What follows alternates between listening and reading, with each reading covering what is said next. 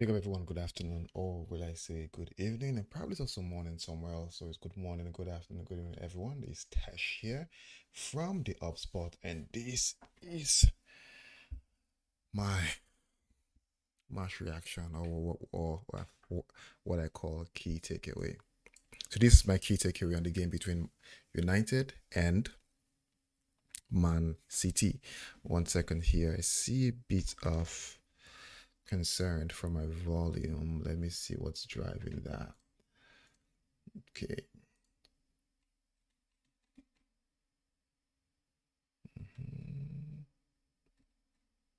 Yeah, okay, yeah, I see now. I see. Okay, I see what was driving the volume before. It was pretty low. I think I have that fixed now. Okay, so yeah, so this would be my key takeaway on the game between Manchester United and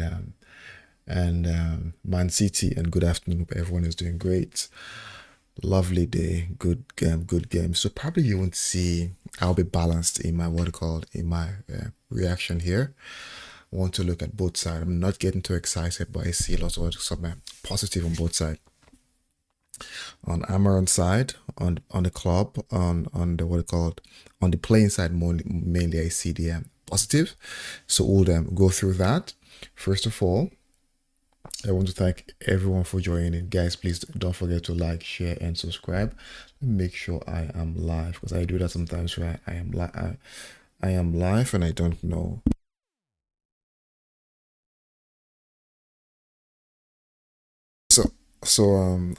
I'm actually live. So good game today. Good game. This will probably be a very short reaction for myself on the overall outcome of today's game. So United win 2-1. It was, I think it's what was my first thing first, my key piece in that game is more so is how we kept our shape from beginning to end, regardless of when even when we conceded a goal, we kept our shape. Normally what we've seen in the past is when we concede a goal, we'll probably get into like, we're not seeing results, we tend to revert to type. So one of the big things for me today was more so when we were a goal down, we didn't, right? We did not lose our shape. We continued our shape. The first half, honestly, like I said, if you followed me on the watch along, we were unlucky to actually concede a goal because the cross came from the goal came from a cross which hits Ahmad's leg. Then that deflects and then gets what it called. Although you can't take anything from Vardiol jumping that high to get the ball, then it gets what it called Vardiol. So I think if you look at it from a it's a bit of luck, but again, Vardiol did this what it calls his utmost best to actually get what it called the goal in. So I think we actually played well. That goal came from nowhere. And outside that goal, you could see Man City had basically little or no chance. Onana was basically, as in outside that goal, nothing else. If you're looking at I think Alan's stat was all 0 0 0 0 0 0 0. I think Alan basically did nothing. And again, kudos to the system and also kudos to Maguire, Delete, and Mazwari playing in that what called in that CDM position. So let's get into it. So quickly, again, I already gave my first take on the game, which is basically we keeping our shape from start to finish. Another thing, basically, on the key takeaway for me is Ahmad. Ahmad basically continues to shine. Continues what it called. It basically is doing the basics, and like working we say he's just doing his job. He's doing the basics and he's doing what it called with utmost professionalism. And if you want to take back Ahmad to a bit back, well, like a bit back when you go back to what it called the social era. Ahmad came under social. I believe Ahmad was what it called was meant. I think that season we were meant to buy Sancho and Arnold. It was Arnold. Is it Arnold? Is it Arnold? I don't know this other guy. I've forgotten his name. But Ahmad and Pelestri. I think Ahmad was bought for roughly around 30 something million euros. But Ahmad and Pelestri. And so Ahmad has been in this team for a while. But Ahmad and Pelestri, and Ahmad has one that basically it hasn't really been given. You see the chances people have had in this club. Ahmad has never been given those chances. He's had a couple of loans. I think his most successful loan was it to Southampton? I'm not sure. To a Division Two side where he scored where he, where he scored 17 goals, and he also went to Rangers where he did decently well. But I think the main what they called his main accomplishment came from his what they called his move to his move to is Southampton, I believe. I'm not sure. I have to figure out which club he went to. So his main accomplishment came from that club. So Ahmad is one that has been here for a while. And if you look over time, even from social to now, even I think it probably to his Van Nistelrooy, he has had less favor. He had less favor. He has had probably lesser game time, and it probably boils down to a couple of things, probably size or something. But Ahmad has been one that what, he has always fought and struggled for his place. And when we think right, a boy that's played in the championship and coming to what they call it, which is basically a very difficult league, now coming back to the Premier League, right, you probably expect him to get chances, right? And he never got chances. And I think my main keeper will come from last season. I think Ahmad was one that under the Eric Ten Hag season, but everyone you had the noise like rumbling, right? Why is Ahmad not playing? Why is Ahmad not starting? And because everything he played, he showed a glimpse. And there were players there during what they call the Ten Hag era that basically were stinking up the place. They were actually stinking up the place. Like they could play consistently bad for 10 games and they will still play regardless. They will still play. So it brings me down to what it calls the management of Eric Ten Hag right now. So because I know Ten Hag is gone, but if you see how Ahmad is playing now, you wonder, does Eric Ten Hag has a personal vendetta against Ahmad because it made no sense. I can pick two key scenarios on what they called on Ahmad and Eric Ten Hag. One was basically, I think Ahmad was available and Eric Ten Hag preferred to play Forsen. I think Forsen has been sold. He preferred to play Forsen over Ahmad. And to me, that was like, it didn't make sense. But one would think, right, this thing, right, once someone probably was, as in, when someone, people keep saying something about you, because what Eric Ten Hag was doing almost led me to believe Ahmad wasn't good enough. Because he's a coach, right? I have to trust the coach.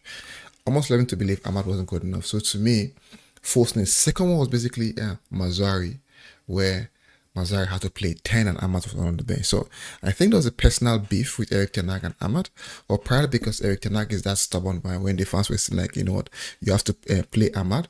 I think he took it personal and probably wanted to prove a point, which to me he didn't have to or didn't need to.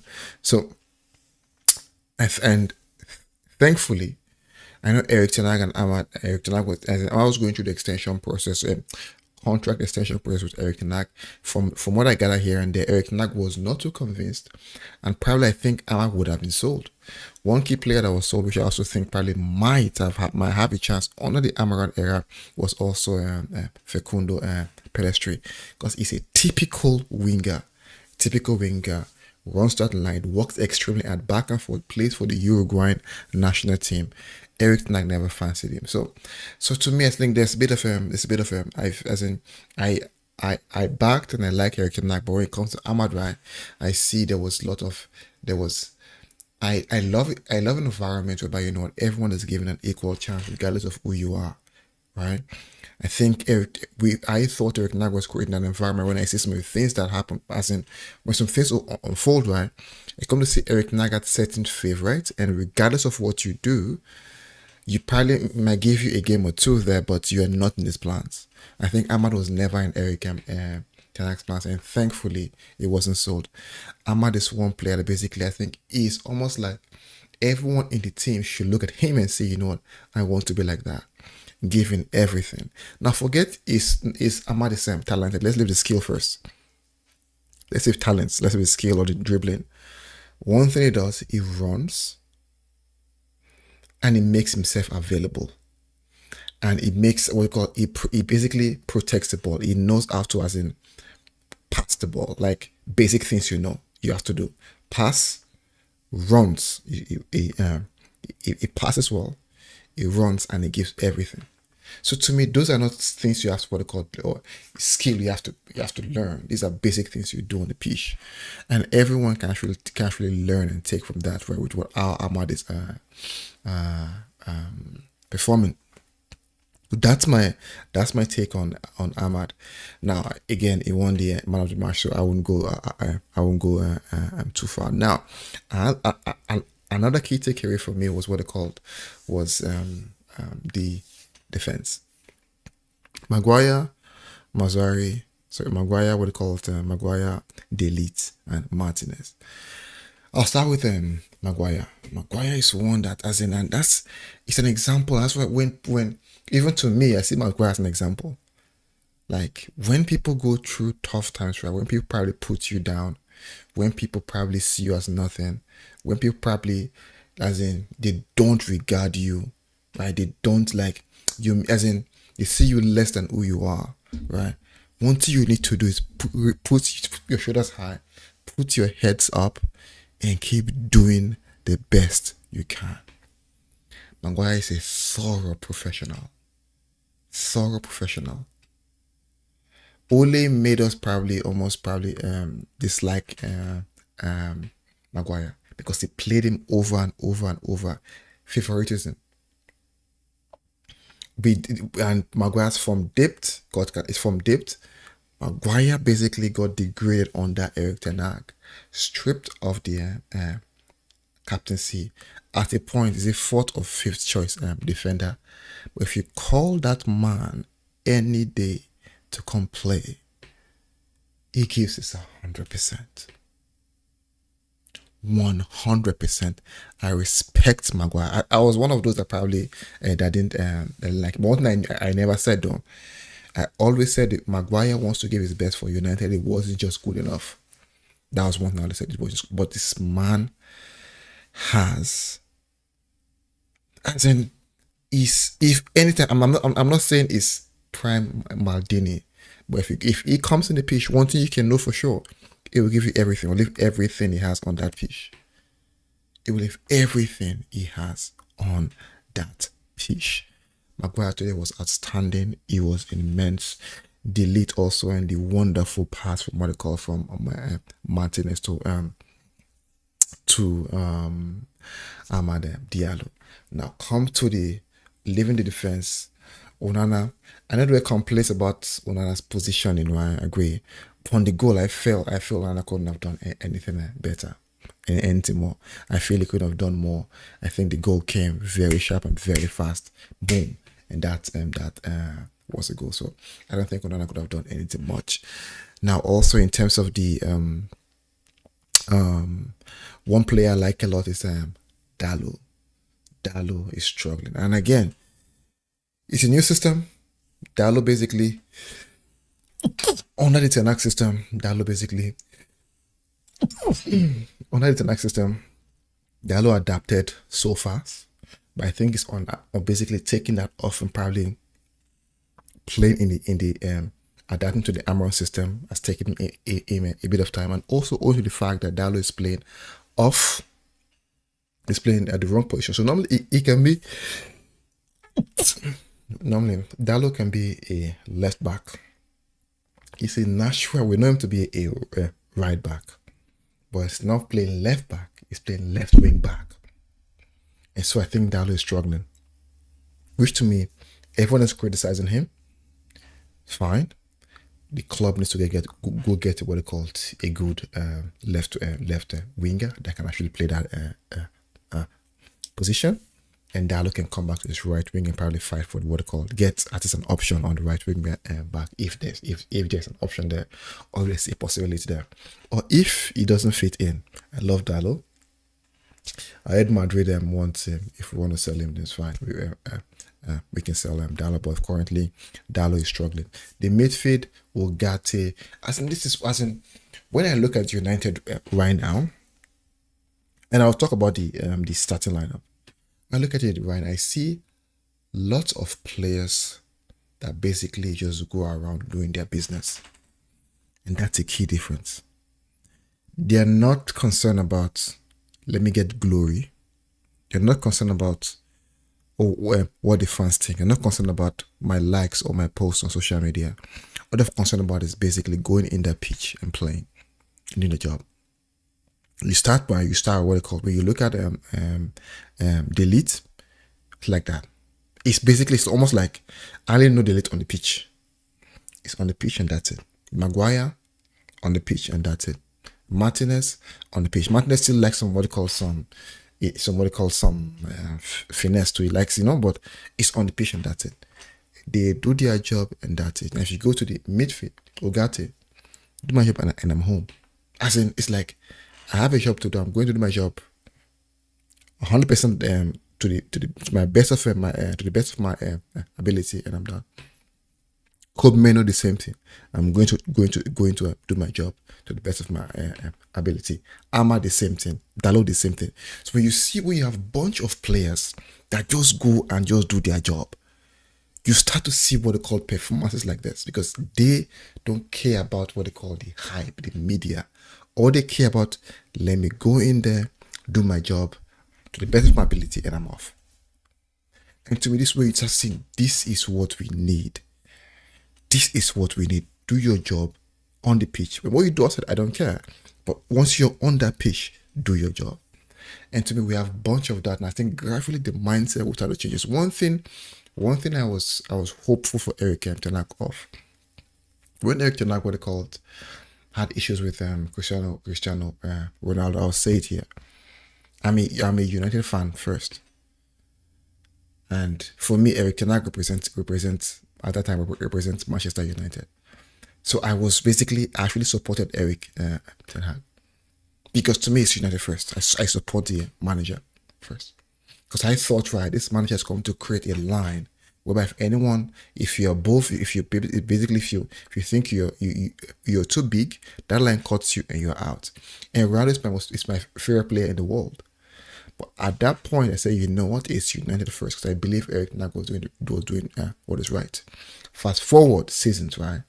No, Erik ten Hag had favorites. I failed to use Ronaldo to actually try to gain power.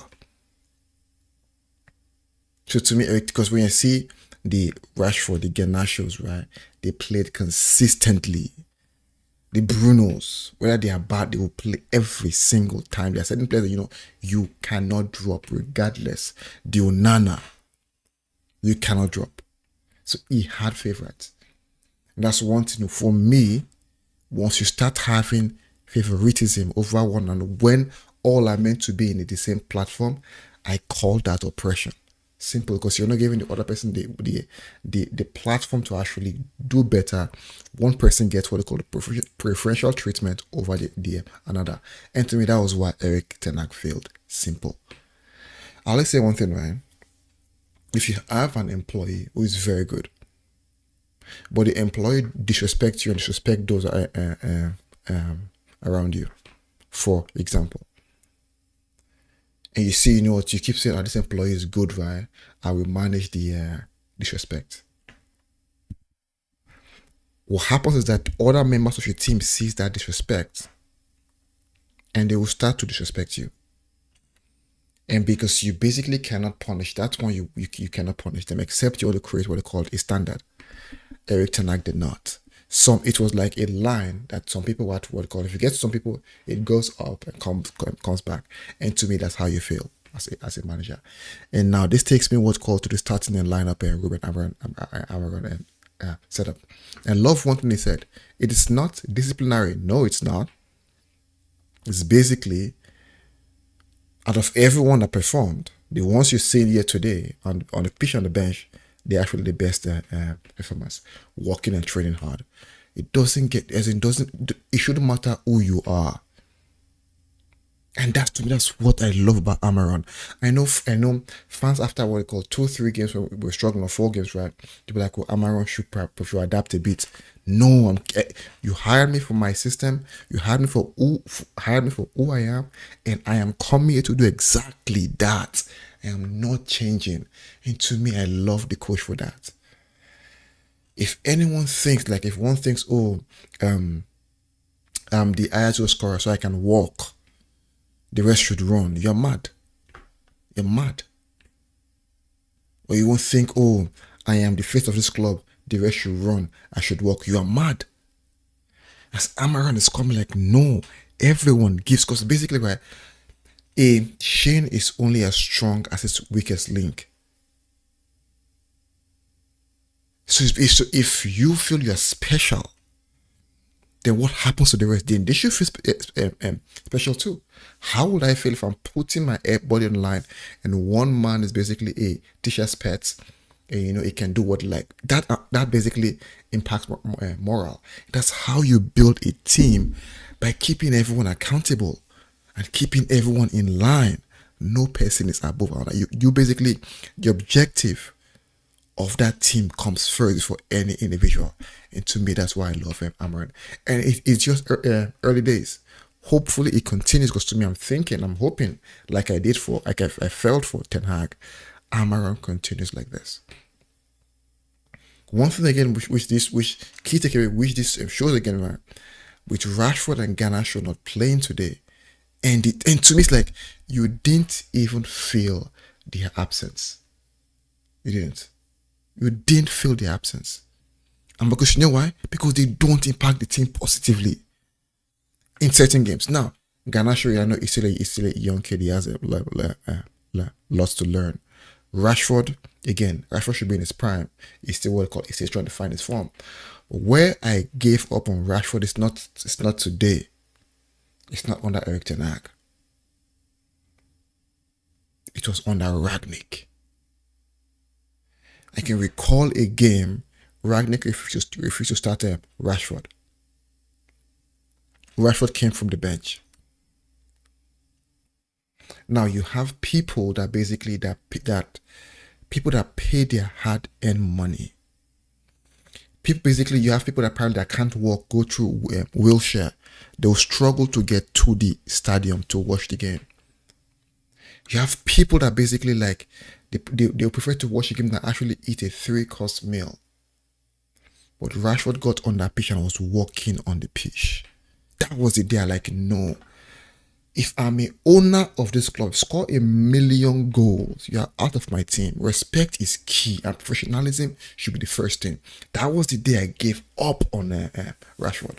You can't treat people like that, no matter who you are. Coming on the pitch and you're walking. No matter if you are Messi or Ronaldo, you're leaving my team. You are leaving my team. No matter, you are leaving my team. So at that point when he did that again on Rangnick was a coach, I was like, you know what, this to me, this kid has no respect for anyone, not the fans, no one, and they call him Manchester bred. Is it what called born and bred? That point, that was the point of you know what, I can't in life. One thing you have is your your dignity, your professionalism, and how you treat people.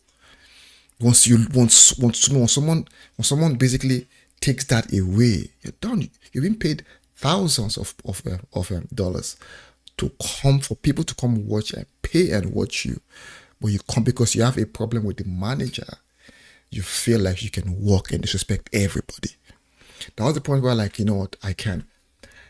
When Rashford had his excellent season on Ten Hag, Rashford tomorrow can come and win the Ballon d'Or. I will still say what I would say.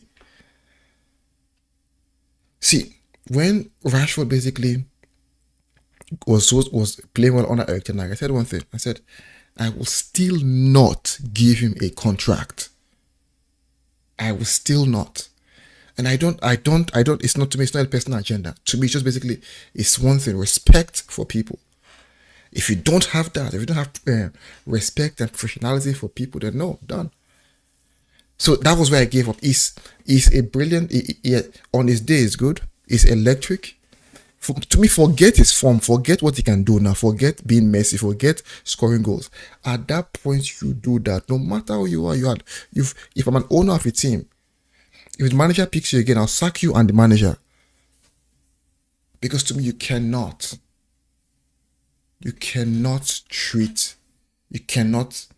bigger than the club. You're one man. To me, today is an example of, you know what, everyone that comes in that pitch needs to give what they call is 100%. And anyone that basically does not, no matter who you are, you're out. You want us to be professional at all times. You know, to me, it's okay to lose the game. It's okay to have bad form. It's okay to have poor run of forms. To me, it's fine. It's okay to be poor. Like, it's okay. It's fine. It's okay to struggle. But it's not okay to lack professionalism. That is not okay. It's okay to, but you know, oh, I had a bad day. I missed penalty. It's okay. That's fine to me. But when you basically lack professionalism, when you put yourself above an aim or objective that you're meant to be part of, automatically, to me, that's it. That's done. At that point on Ragnick, I gave up on Rashford. To me, he can score 50, 60 goals. It's fine. But to me, at that point, you know, you can't come on the pitch and start walking because you think you had a problem with the manager. It doesn't work like that. So to me, I'm not happy that Rashford is going through a bad patch. No, if Rashford comes tomorrow, I regain his form, fine. But still, to me, if I own the club, I will kick him out. Still, for that, just for that, because for me, if someone does something once, right, and you could see since then he has never changed attitude till now. Because see the game against what they called against is it Pilsen or what we played, you could see. So to me, it's not that the player doesn't lack what they call doesn't. It's not about ability. The player basically, to me, is lacks professionalism. Simple. Now, finally, my final point is on Anthony. Anthony is what they called is Anthony is one that basically, you know, is struggled. He's an Eric Ten Hag signing. He has struggled over time, right? But one thing I've seen in a couple of games, right? Anthony coming in as basically is trying to do his best, and I think that comes from one thing. Once you see a coach, for example, what the coach Amaran did today. Once you see a coach do that, you have belief and trust in the system. You know why? Because you believe if I play well, I will play. If I work hard, I will play. If I do my best, I will play. Automatically, that increases everyone. Now, even players from what they call the youth team, they'll see, if I'm good, I will play. Now, it puts pressure on the senior ones. I have to do better. So Anthony coming in, where you see an improvement in performance, it's not basically, it's simple. I will play once I do it. It's not about me anymore. It's about a team. When you see, when Ahmad plays so well, Ahmad never goes in a game, and I probably I stand to be corrected, whereby his aim is to score a goal. His aim is to do his job, provide, and if he gets a goal, fine. I gotta go. So you see an improvement in Anthony's performance. I think it comes from the fact that, you know what, there's trust that the coach will be fair on who plays well and who doesn't goes to the bench, and that's how you create standards in a team. Finally, I'll just go through some of what are called reactions on X. Let me see if I can find that here. Okay, let me go through some of the reactions on X here. Let me see here. Okay, good. Okay, so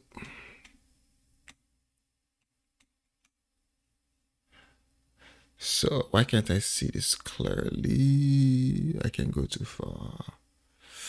I can't go. So I'll read Amaran's quote here. It says, right, Amaran on Garnacho and Rashford out. We try to evaluate everything: training performance, game performance, engagement with the team and teammate, pushing the teammate up. Everything is on the line when we all analyze. Try to choose the players. So that is my selection. So simple. It chooses everything based on what are called how the players perform. And to me, this is how a team should be. no one should get preferential treatment. No one should feel because I'm XYZ, they will pick me over the other man. Immediately you're doing that, you're creating cracks on the foundation, and that was what Eric Tenak did. Our something like this is building a foundation. Hopefully, long may it continues. Just again, Trey saying here, bro casually locked up, and I don't know. Honestly, Harry Maguire does his job, and it's like it's just my job, and that's it done. It just he goes along with it. Surprise here, though. Gary never said Marcus Rashford and Garnacho and Manchester United's best attackers. Right? So Mark is saying this is not reality. Mark, everyone has a role. I agree with you, Mark. Everyone has a role, and everyone needs to play to play your role well for what it call. It's like a phone, right? A phone has different parts. You have the screen, you have the camera, you have everything, right? Different parts, and everyone needs to function as one for that phone to work. For example, the screen doesn't function well, right? If your screen probably is a bit blurry. You know what happens? It impacts how you view your what you call it, your pictures. It affects the overall presentability of that phone. So basically, everyone needs to be on point for that phone to function normally. It says especially in sport, there is no equality. You cannot treat the average player like a baller. See, and most importantly, no child deserves a medal for uh, participation. And see, that's I think Mark we're actually saying the same thing, right? In sports, right? How do I call it now? As again, probably it's my principle. My principle is this, right? You should treat everyone equally. That's just my principle. I feel like if I treat one person over another, right? Mostly because I actually manage a team. If I treat one over another, I feel like I'm oppressing the one I'm actually treating unfairly. The same thing I see here. If Amaron basically is coming in to say, okay, you know what?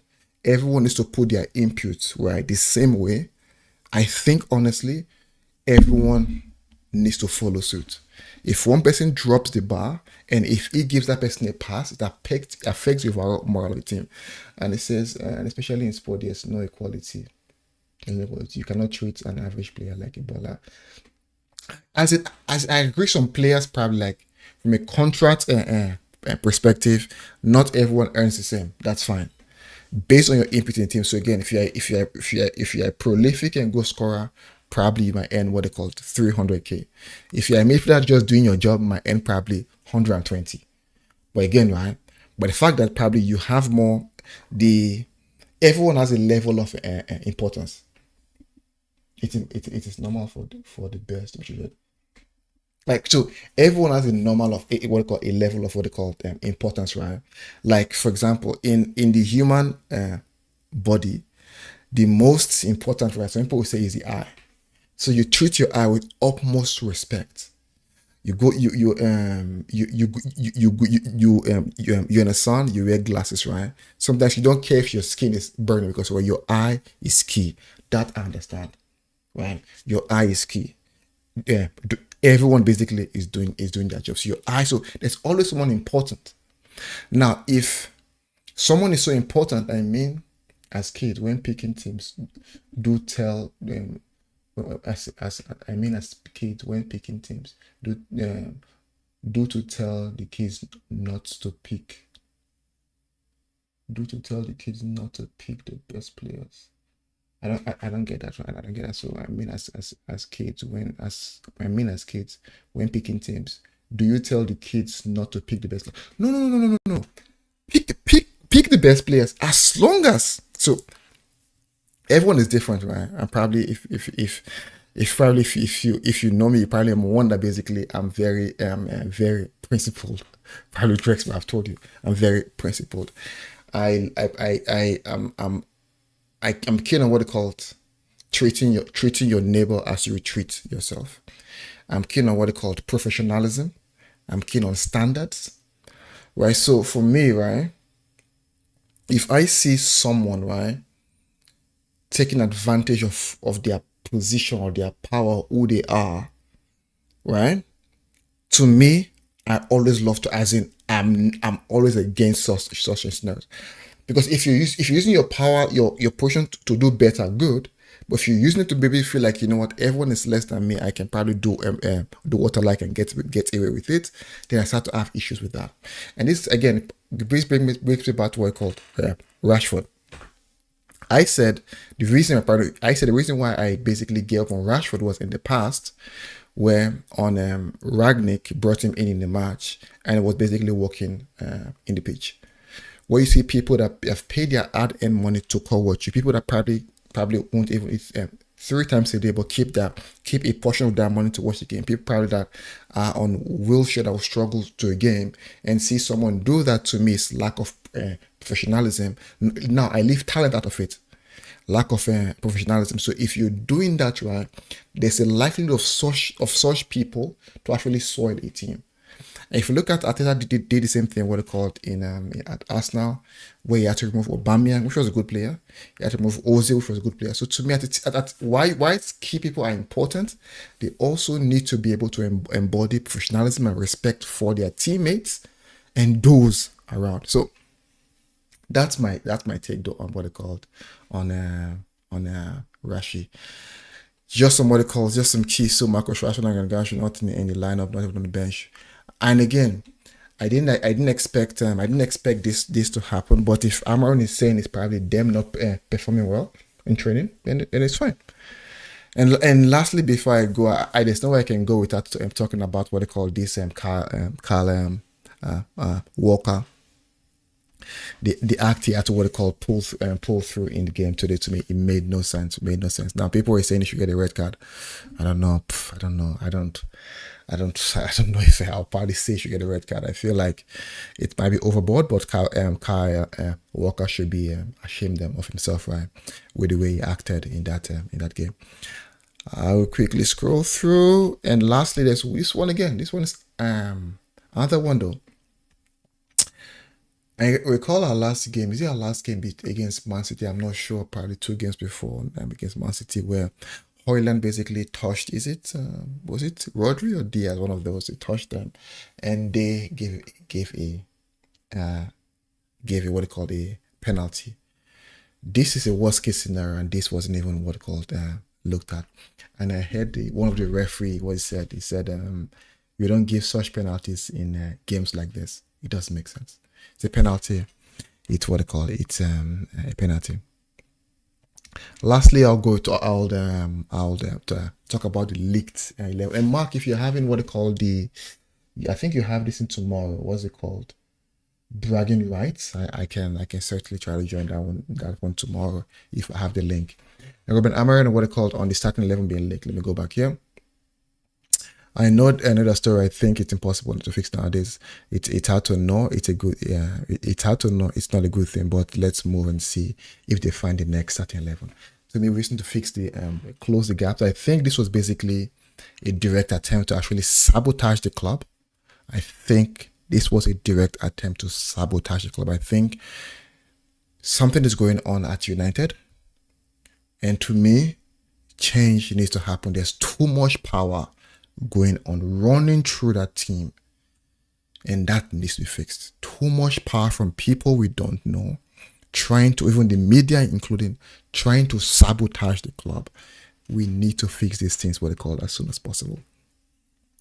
Guys, so I've come to my end here. What they call of possible outcomes. Don't forget to like, share, subscribe. Again, my key takeaway is 1, keeping our shape even when we were losing. That's 1. 2, backline doing their job like he mean nothing. 3, Ahmad. I think sometimes I have to thank God for redemption and thank God for a second chance. Ahmad would have been sold if Eric Ten Hag continued 100%. And Anthony, Anthony might probably see a light again in a tunnel. Reason I say that, because he believes if you do your best, you will play. And my friend Dalo, please, brother, try to get back on track.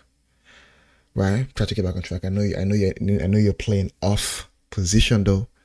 We'll try to get back on track. And guys, please don't forget to like, share, and subscribe. This is key takeaway. And tomorrow, don't forget to join myself and Drex on the team of the week. I know we missed the last couple of weeks. I've been out. I'm still busy, but I'll try to create time. Like the time right now is 12:28 p.m. in the morning, and this is probably when I have time to actually do this. So I also have key takeaways. Again, the team of the week tomorrow with myself and Drex. And guys, don't forget to like, share, subscribe, Mark, and thank you for engaging. And I'll see everyone on the next one.